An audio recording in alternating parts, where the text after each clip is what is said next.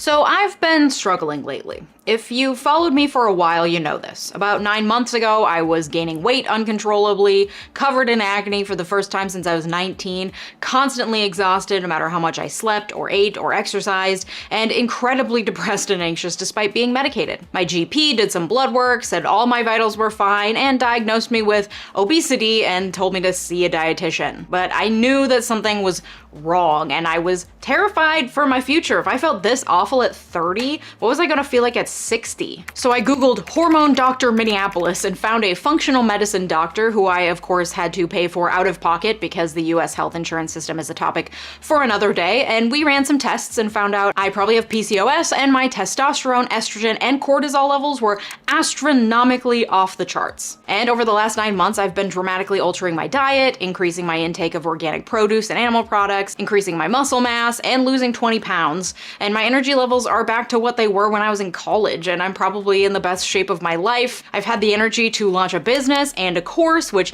you should sign up for, link down below, and I feel truly like a new woman, okay? And this experience has led me to be more curious about what the hell I'm putting into my body. And while there are multiple factors that led to my health issues, not the least of which from the stress of the pandemic compounded by a truly awful big law job that caused me to lose my period and have weekly panic attacks, I've also seen so many people talking about our food system in the US and how it's slowly poisoning us. So I decided to do some snooping around and see for myself where this idea came from that the US food system is so much worse than other places. And in my research, I kept coming across the same thing: glyphosate. Glyphosate. What was this mysterious chemical, and why is it so much more prevalent in the US than in other similar countries? Well, strap in, bucko, cause it turns out, once again, it has less to do with apples and bananas and everything to do with cold hard cash. My name is Leeja, I'm a lawyer, and welcome to my new series, Follow the Money, where I unravel various fuckery happening in US law and history and discover how, in the end, it always comes down to cold hard cash. Roll the intro.